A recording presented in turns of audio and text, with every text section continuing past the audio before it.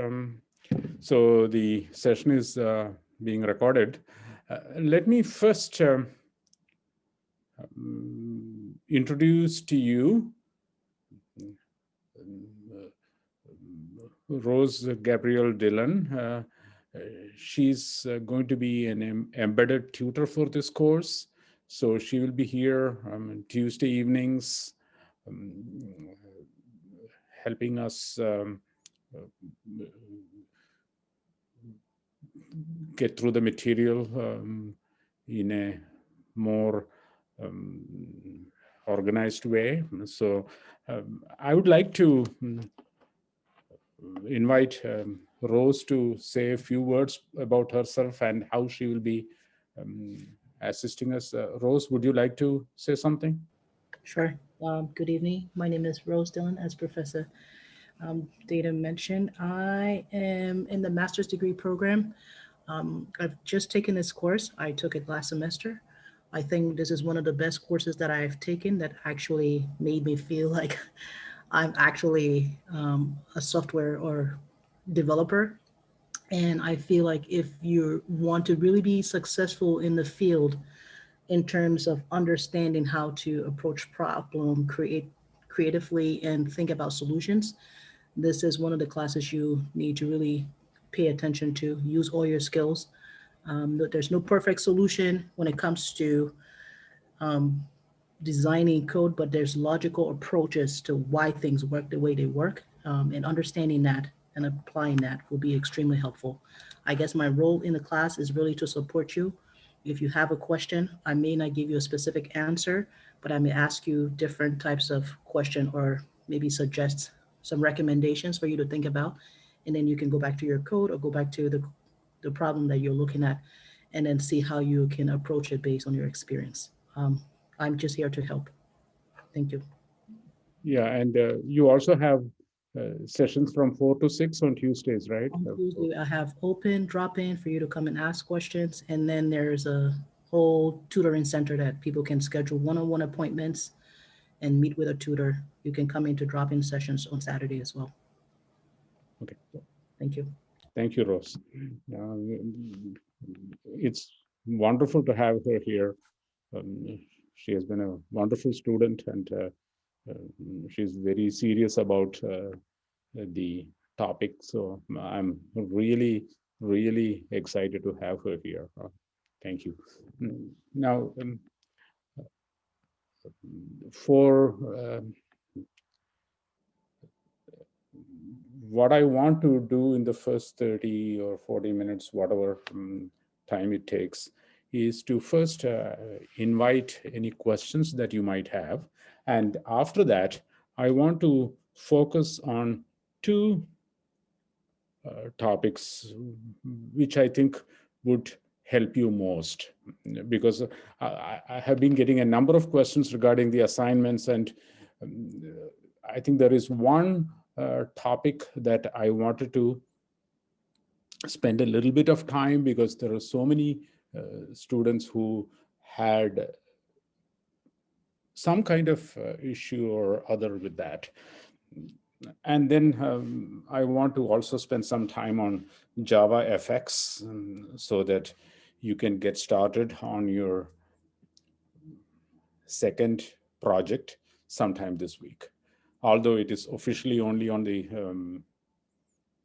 class material for next week, I wanted to give you some initial things you can do to get your computer organized so that you are ready for doing the assignment. So first, let's see if you have any specific questions about the first assignment, which is due tomorrow by 11:59 p.m.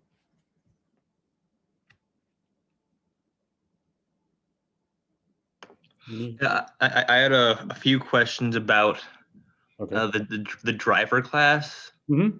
It's probably me just overthinking it, but it says that we need to have 9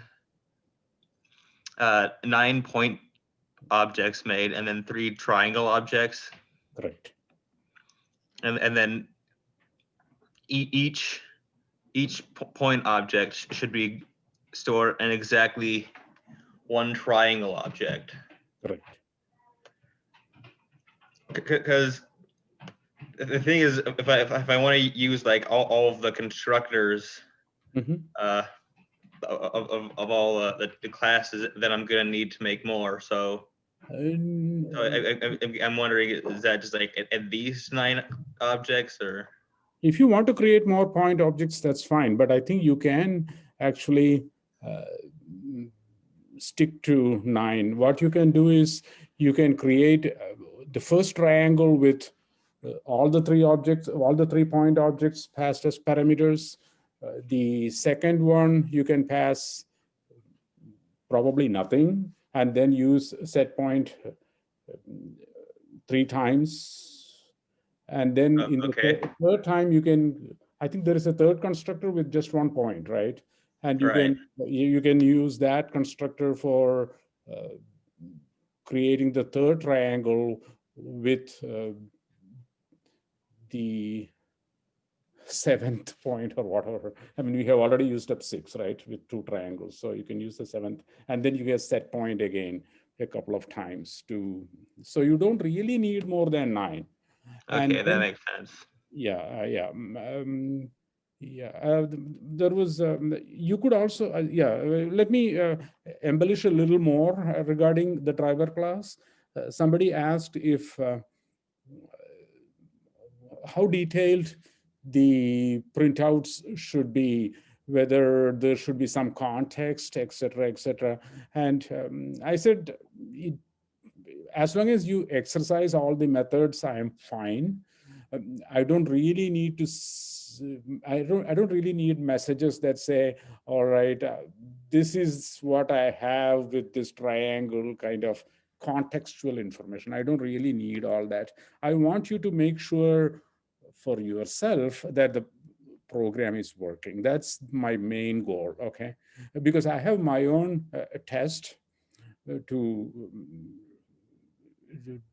to exercise this. And so I'm not worried. I mean, that is what I will use to test your program.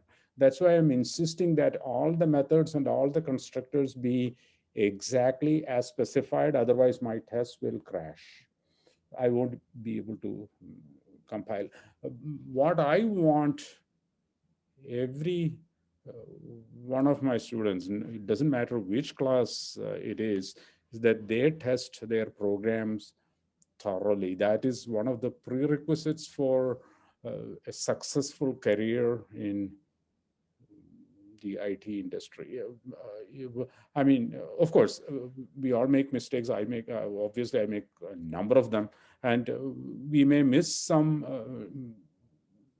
stuff. We may still have bugs. Obviously, we know all these commercial programs that we get, they sometimes hang or crash, right? A few years ago, the Windows operating system used to give that blue screen so often, people got frustrated. So that happens, but we should still make an attempt to test the programs thoroughly. That is what I'm looking for. I'm not really looking to, I'm not looking to see your output to convince myself that your program is working. I am going to do my own tests. So that is one thing. And there is one way of testing that makes it far less painful. You know, testing is painful, and that is probably one reason why many of us don't spend a lot of time on it, okay, or insufficient time on it. So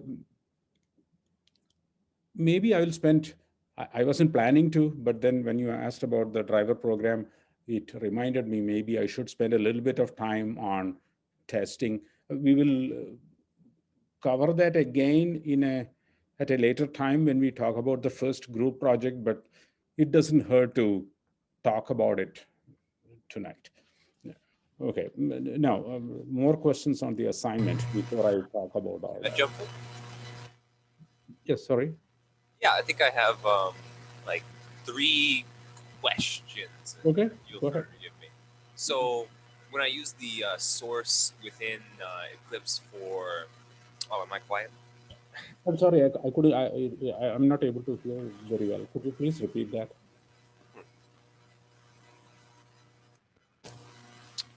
Okay, so when I use the source in Eclipse to generate hash code and equals, it has an automatic comment that's like override. To me, that feels like maybe for our style that might be a little excessive, or it's not too much. But is that something you want us to leave in? Like this overrides the default object. I would urge you to keep that. That is a really helpful. That is called an annotation that helps you avoid situations. For example, I will tell you why. Suppose we write public void. We try to override the equals method and we type in public void equals. And instead of writing equals, we write EQUAL without the S. Right? An honest mistake, public void equal. We write all that. We write a method and you don't put at override. Then what happens when you may be calling the equals method, but it is actually going to the equals method of object, not what you coded. Okay, that makes a And lot of sense. you will be wondering, Yeah. what the heck is going on here? But if you Sure. put at override, the compiler will check that you have actually overridden a method. So that is a boon that you should not refuse. Okay. Okay. And I was wondering about the default hash code, like that is sufficient with. Okay. Yes, yes, And then, yeah. Whatever Eclipse generates is fine. I wanted to talk about the equals and hash code method. That is okay. something I wanted to talk about. Yes. And my last question is about the generics. So it's been a couple years and trying to research it on my own. I'm not sure exactly what I should be putting in there for like what is the proper use of generic here, Okay. because the Here, linked list uses generic, and what am I right, putting in? Am I putting in T right. or triangle? The linked list is you are using java.util.linked list. You are not writing your own linked list at all. So what you do is just write linked list, angle brackets, triangle, my Okay, triangles or whatever it is, new linked good, list, good, angle good. bracket, triangle. Yeah. And we will be covering generics in a few weeks in a little more detail. Java generics is a pain. Generics are always a pain, but they are also very useful. Okay, thank you. That was all of my questions. Okay, thank you.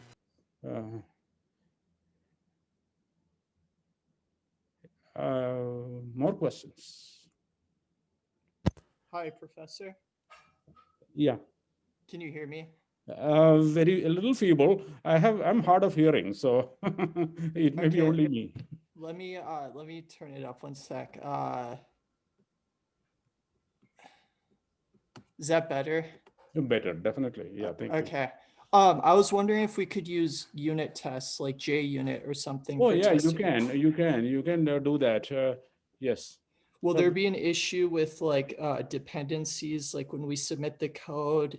Do you just I would, as long as it runs on my machine, I don't really care whether you have used JUnit or not.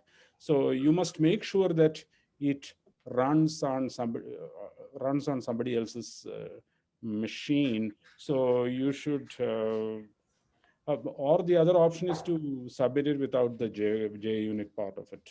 Yeah. Okay, thank Yeah, you. it is great that you're using it.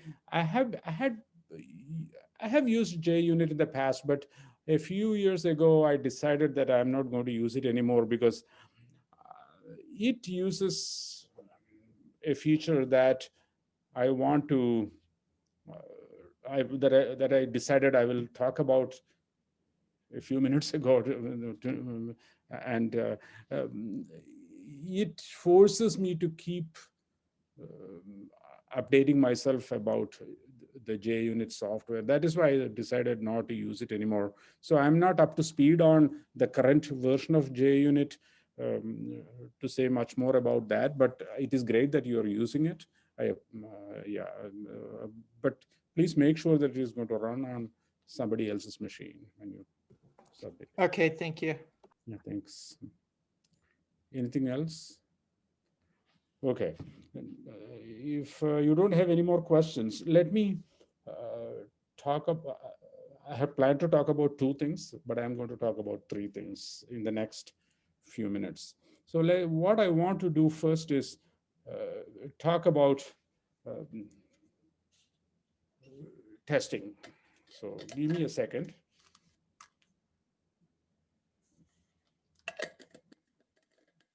Let's talk about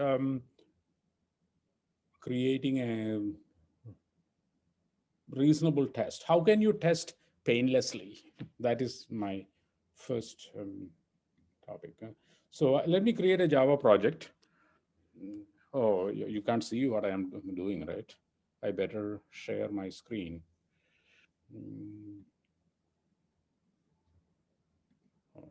Okay, now I think you should be able to see this. I'm going to create an Eclipse project. Oops. Okay. And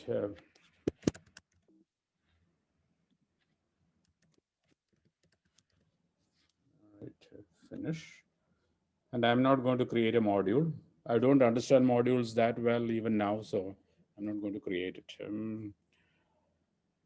All right, let me create a little class here. This is not going to mean much, but let's say call it course or something. And let's put in a few fields: private string, core name, private int ID. I don't know whether maybe I make it string. All right, and I'm going to use Eclipse to generate all my methods and constructors. So I'm going to use this, and let me also use getters and setters here. I'm going to create all that. All right. So I have created the constructor and the getters and setters. Now, you know how to do all this. What I want to do is actually create a driver. So how can I write something that I can, that will increase my productivity? That is my focus. So I highly recommend that you use this approach. New class. I'm going to create a driver for this. And let me create the main method.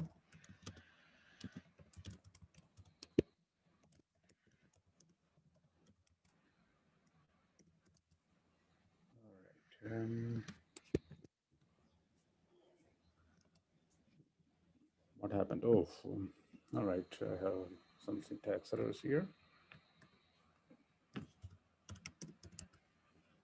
For some reason, anyway, I'm going to leave it at args, although that could have been more like arguments. Let's not worry about all that at this point. What I would like to do is maybe create a couple of courses and then make sure that my getters and setters work. That's all about I have in my this, right? I have a constructor and getters and setters, nothing else. So there is not much more that I can test. So what I'm going to do is create a couple of arrays. Course names I will put into an array, and I always forget the syntax for some of these things, but and I don't want to type in very long names. It doesn't really serve any purpose when I am testing, usually. I'll create 3 of these. Then string array IDs equals ID1, oops, that is not right.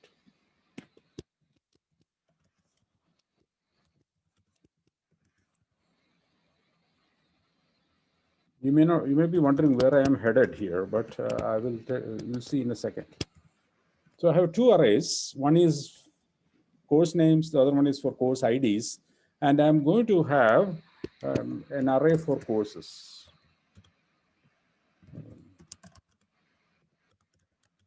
Everything will become much clearer in a minute. Or maybe I will write names.length. Let me pause a second and show you what we have. I have an array of names. These are going to be the course names. I'm going to create 3 courses. My test is going to be that, just 3 courses. And the IDs would be ID1, ID2, and ID3. The course names would be CN1, CN2, CN3. So CN1's ID will be ID1, CN2's ID will be ID2, CN3's ID will be ID3. So I create an array of courses. I haven't created the courses themselves. So I have created an array of courses here with the same length as here. So if I added a few more course names and IDs, this would automatically be adjusted. I don't want to put 3 here because that would be hard coding. I don't like that.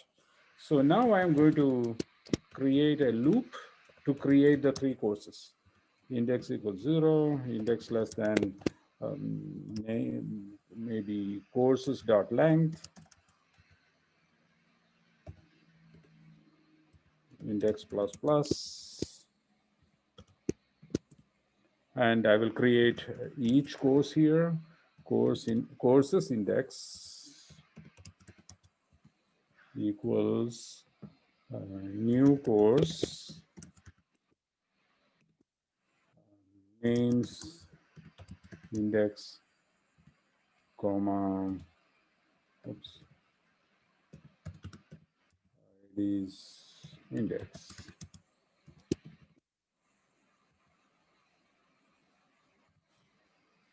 All right, so I created 3 course objects. Now, typically what we do is we write stuff like this, system.out.println.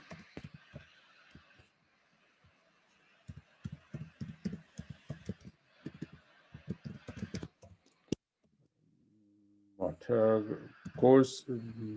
courses ID courses index dot get name.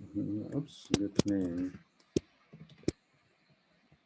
I can write like this, and what index? I have to write 0, right?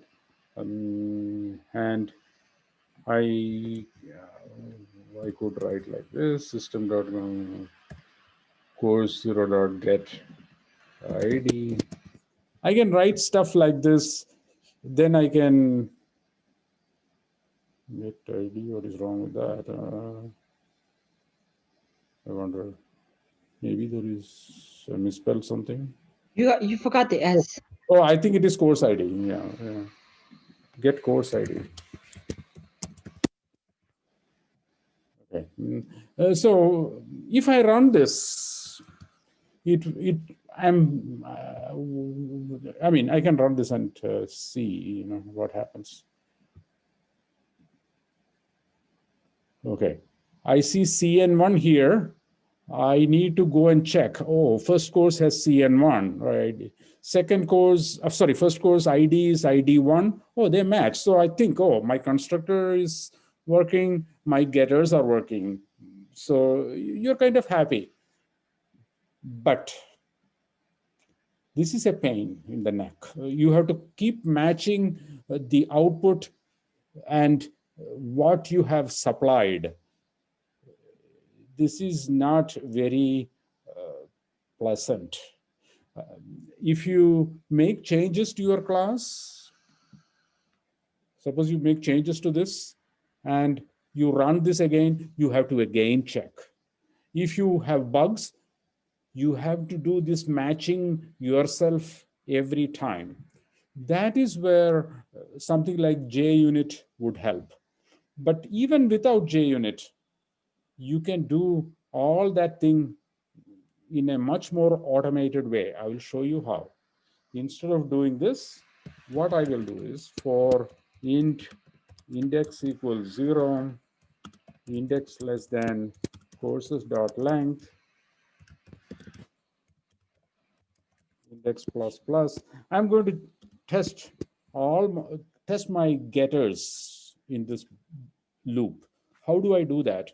I'm going to call courses index dot get name,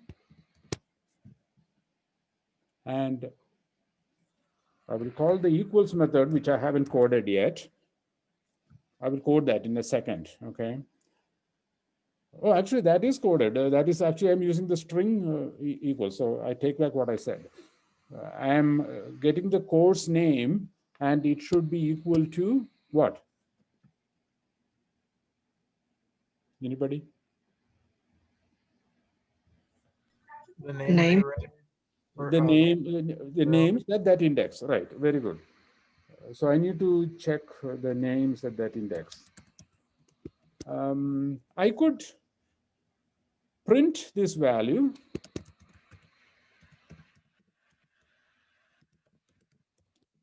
And what should it come back as? What should be the value printed? Should say true. True, exactly. Very good. So I still have a syntax error somewhere.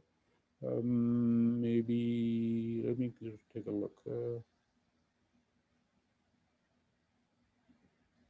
I don't know where it is. It looks Maybe. like you deleted course at some point when you were typing Oh, I this. think I missed the name courses. Yeah. That's. I think it is courses. Yeah. Thank you. Yeah. Thanks, Rose. Yeah. Now I think I got it right. Now I know that this should all print true. Fine. Oh, great. But the problem is I still have to know that these should be printing true. That is still a pain. So I know very well that they should be printing true when I coded this. But a week later, would I remember that? Very doubtful. If I mean, at least I can't remember that. Right? Some people might be able to, but I am not one of them. So I can't remember that this should be printing true. Instead of that, you can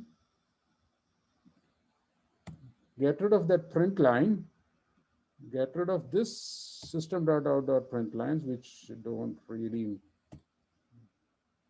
Instead, you write assert.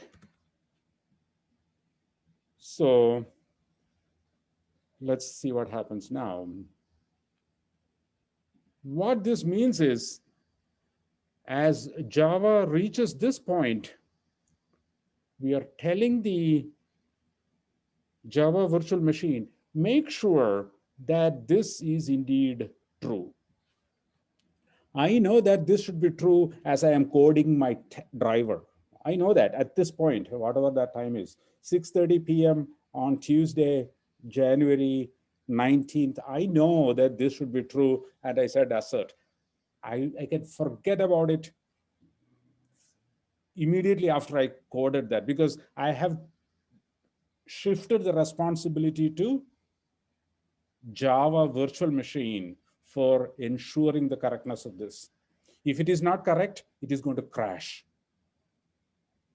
provided you set a flag. So for that, what you need to do is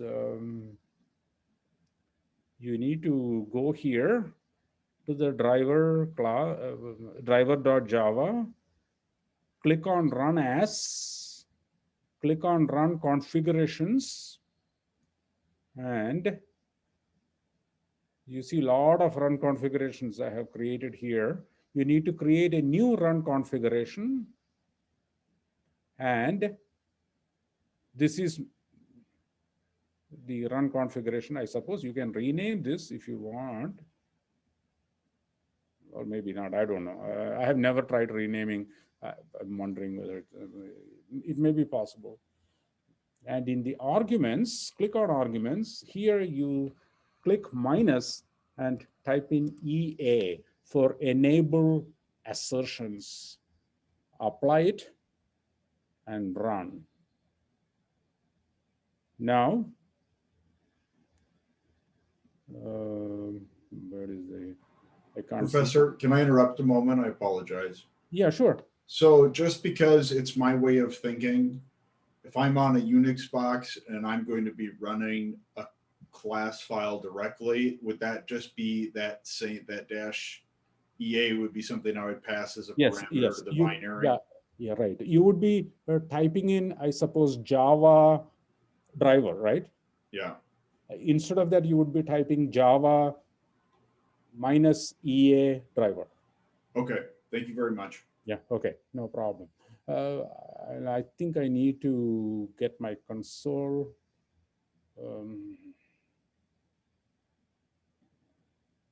Oops, that is not what I was looking for. Let me see here. Show view. Okay, I think I need the console view. Yeah. So let me run this again. That is the wrong one. Yeah, I think it came out okay. Now, this is going to not crash because there is no bug. Let's put it a bug here. Let's say this dot name equals course ID. Suppose I made a mistake, right? And let's run this again. See, now it crashed here saying there is a problem with line 11. That assertion didn't work.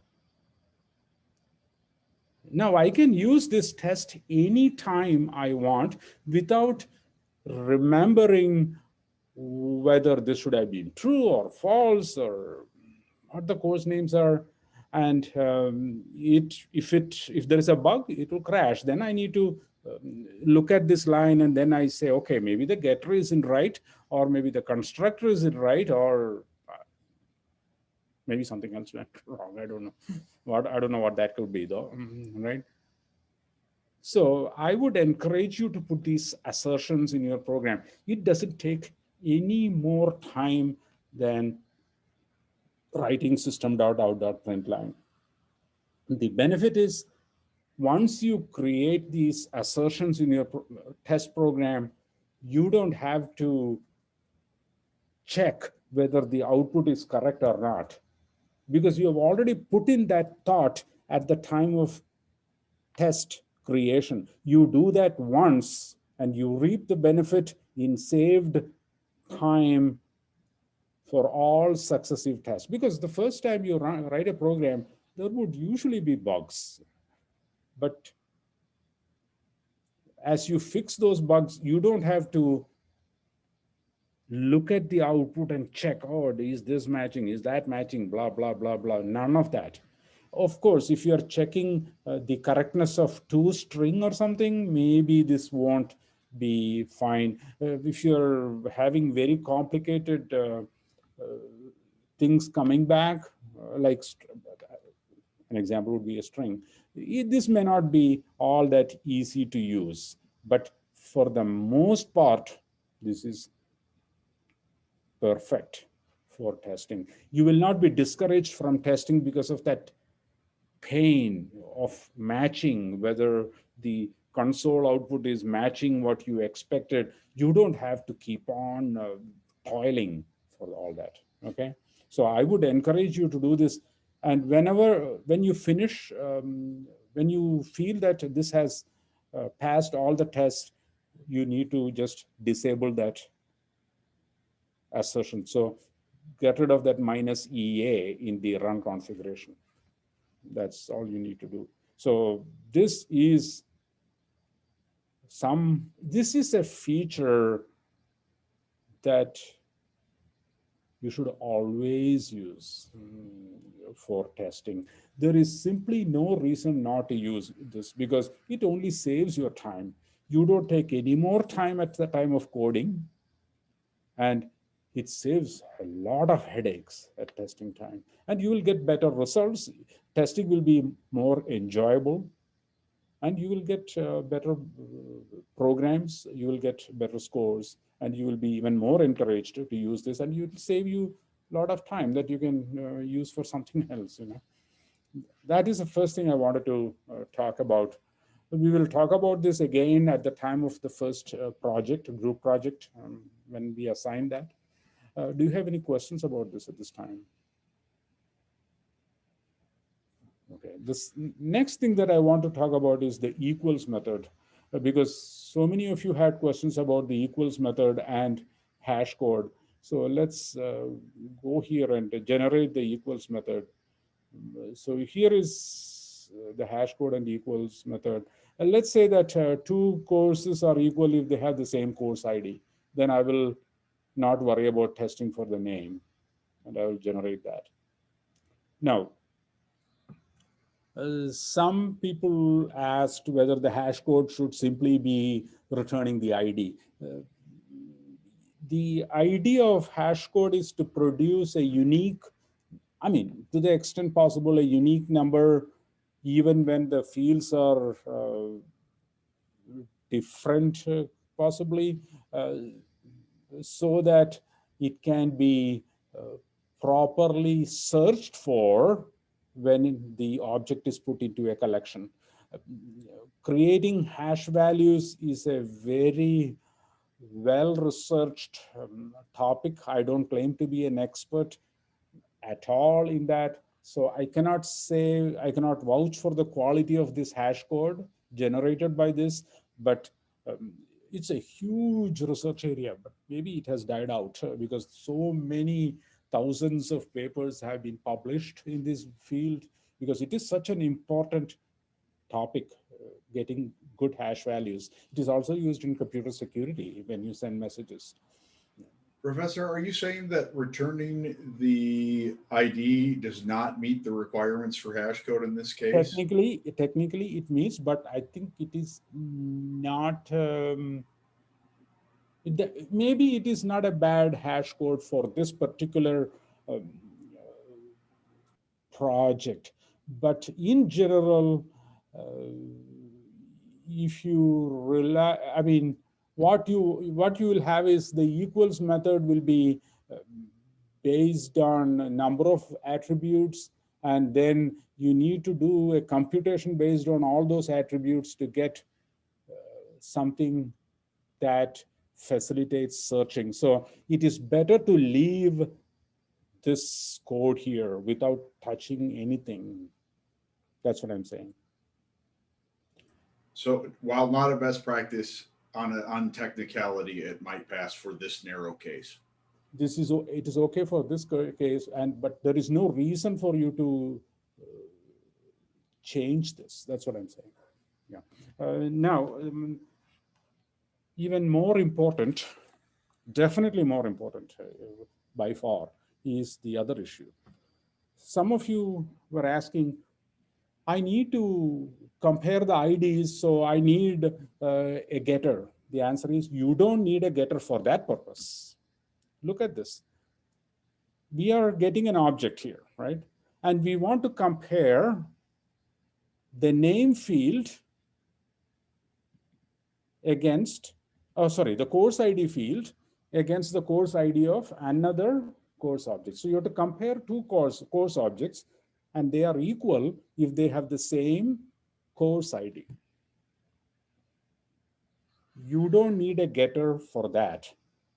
Course ID is private, but we are talking about a field within course. You are not going outside the course class. So here, course ID is accessible. So you don't have to have a getter here. You don't need to say get course ID equals other dot get course ID or any such thing. None of that is needed. You can use the fields directly. That is a concept you have to make sure you understand well. I have one question about that. So in the triangles, like the collection class, there's a get triangle method, and the input is a course ID, or I mean is a ID. Yeah. So from the triangles method, if I have the ID private in triangle, I won't be able to access it, and I wouldn't be able to the hash value wouldn't really do me a lot of good if Yeah, I. that is a different.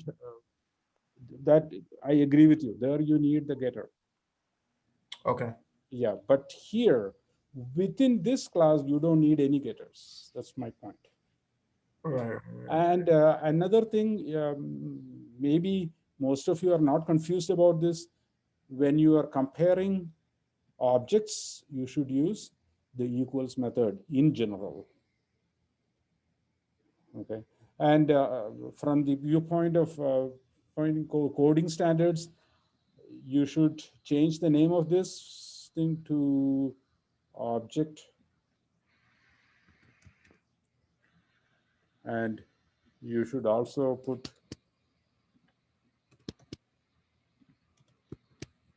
these blocks. I have a question. Uh-huh. So you said you want us to use the dot equals method, but if we're comparing a number value between two objects, we would just use They equals are not equals. objects. They are not objects. They are primitive fields. So there you use the two equals, that equals that stuff. Okay. This guy. Mm-hmm. Yeah, you're right. This is only when you use this EQUALS, that equals thing, word, if the two are objects. Usually, otherwise it checks for the equality of the references, not whether the class thinks they are equal. Right. Any other questions? Okay. What would you consider meaningful documentation comments? Okay. Like here, I would say.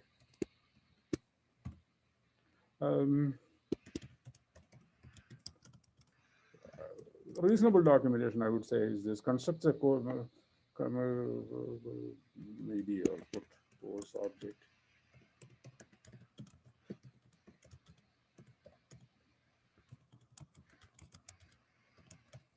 This is good enough for this particular constructor because it doesn't do much more.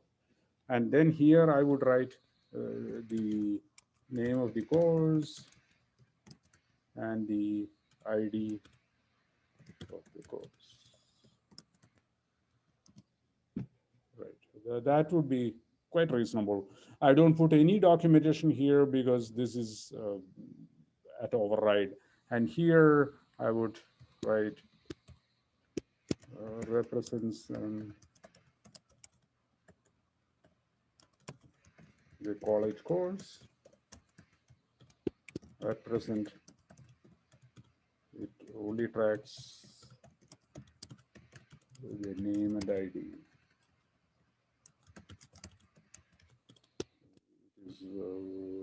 The implementation is limited to a single constructor. I mean, something to help the reader understand, and getters and setters. And here I would put my name. And of course, you can always change this in Eclipse. If there is some setting for changing your name so that it will automatically put the correct name. Right now it is set to my star ID, which is not right. But I haven't bothered to change it on this machine, which I got just a month ago. Yeah. So that would be reasonable documentation. I don't need to put anything for here. Getters and setters, don't worry. They're obvious. Anything else? Questions? Any other questions? All right. Now, what I want to talk about is a little bit is about Eclipse. Sorry, what am I saying? About JavaFX. There should be a file that has a few examples of JavaFX. Let me make sure that it is there. Oops. Here. Where is it? Okay, here. Okay. Let me make sure it is available to you.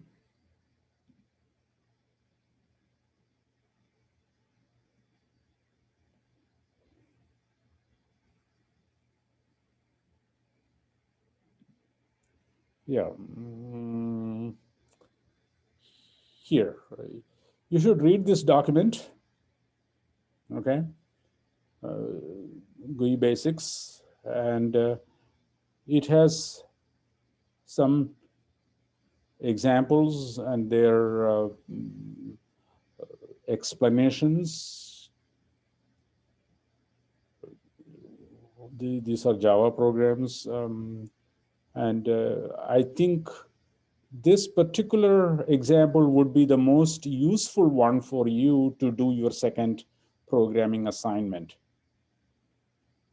And at the very end of this, you will see a link using which you can download and install JavaFX. All right, so that is one thing I wanted to point out. And let's go back here. Professor, I apologize for interrupting again here. No problem. AWT is depreciated. Swing is on its way to being depreciated, and JavaFX is the future. Is that correct in my understanding? Yeah, but don't count on it. The Swing is almost out. JavaFX, let's see how long it lives, because I wouldn't trust any technology to be there for a long time. I think all these monitors would probably become more sophisticated. With the competitors of Java will probably introduce something nice, and then Java will try to catch up with that. And so who knows? JavaFX may not be around for a long time either. So don't bet on any of this. Yeah, but you're right. I mean, Swing you shouldn't be using anymore. You know, I'm looking for something else. Yeah, here, Java. Yeah, there is this, the source code for the JavaFX examples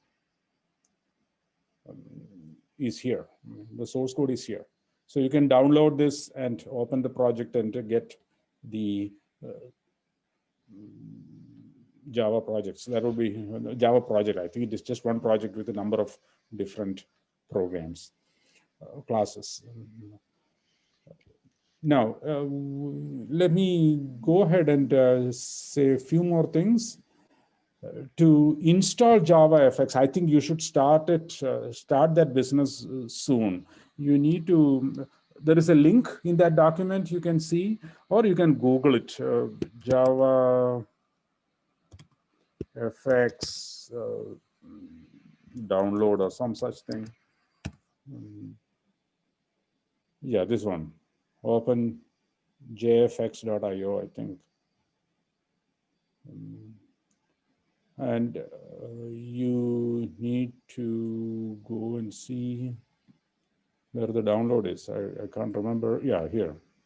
Go to the download, and you need to, if you have Windows, obviously you need to download the Windows version. So depending upon which version of Java you have, I downloaded Java 15. I have the Java the SDK for 15, so I downloaded the JavaFX version for, I mean, the FX version for 15. So you need to, it is not JMods you need the SDK, okay? So you need to download, click download here for Windows, and let's see here, the Mac version which I have is here, and Linux is here. And there is documentation that you need to follow for installation and use with Eclipse. I wonder where that is right now. There is documentation here, but I don't want to download that.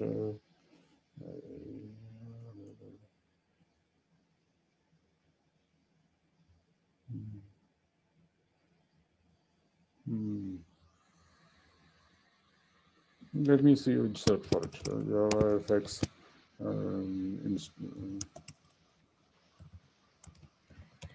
Can I ask something really quick? Yes. About this? So I mean, I've been today I've been just kind of looking through JavaFX trying to get it working. And like there's just a lot of things that it seems like you have to do in order to get to work on Eclipse. That's what I'm trying to show you. Yeah, this is the documentation, getting started with JavaFX. When I did this the first time, I thought this documentation was flawed, but let me tell you, it is completely correct. As well, whatever I have checked works.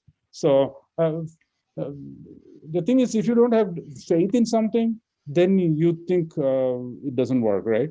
So you're discouraged, right?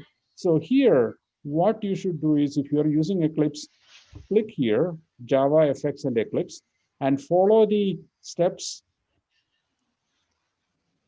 precisely, right? So here, it works. Let me assure you. Yeah, I've gotten it to work. I'm just like, I'm having doubts of like, because in most cases it has you change the run configuration of each class. Yes. And I was, my kind of worry was, well, if it works for me, because when I, like, how do I know it's going to work for you when you test it? Because when I downloaded the JavaFX, I will arrange my run configurations. Don't worry about it. Yeah, don't worry. Okay, because I was just, because yeah, when I downloaded your like zip file of the projects, it wouldn't work the first time for me. It may like not just work. It may base, not work. so But I was like, what's going on? But yeah, it is a pain, but well. Okay, so as long as it works for me, it should work for you. Yes. Okay. Yes. And so I'm not going to go through all these steps here, but what you have to have is the confidence that this is indeed correct. The first time I tried this, it was maybe, I don't remember the year, and I didn't follow one step, and I thought this was all wrong. I mean, that is a very bad attitude to take. I should have known better, because I have been in this field for a long time, and when something goes wrong, I know I should be knowing that it is my fault, not the documentation's fault. And then I tried again, and it worked. So there is documentation for Windows. There is documentation for Mac, probably for Linux. I don't remember exactly. Yeah, Linux and Windows. Linux Mac is one thing. Windows is here. So click. So you have to follow the steps precisely, then it will work. Okay. Although there was one student for whom it did not work. We had a Zoom session, and I couldn't see what he was doing wrong. Everything was, as far as I could see, he did everything correctly. We did this together. I mean, I could see his desktop and everything, and it didn't work. And if he had a Mac, it would crash when he ran the JavaFX program. And I think then he used the university machines. There is some way of using it. I don't know the exact procedure for using the university machine remotely. I think he did that. The other option is to download NetBeans. I think I used NetBeans a month ago, and my recollection, my memory is very, very volatile these days. My recollection is that you don't have to do much to get things working in NetBeans. And maybe if it crashes on with Eclipse, you can try NetBeans, and then after finishing testing, you can copy everything to Eclipse and submit the Eclipse project. That would be another option. Can I ask, I just saw on those downloads, like the Java FX versions were like 11 and 15. Do those have to match the JDK that you have? Yeah, that is what I think is the documentation. But I have on occasions had them mismatch, but then they still worked. But I wouldn't advise that. I right now have 15. I have 12 and I saw they don't have it. Maybe I'll try. Yeah, then I mean, I think you can change your Java installation to, it probably would work with a different JavaFX version, but I'm not entirely positive. I'll work it out. Okay. Okay, thank you. Any other questions? Those are the things that I wanted to talk about this evening. Unless you have more questions, I'm going to wind up this part of the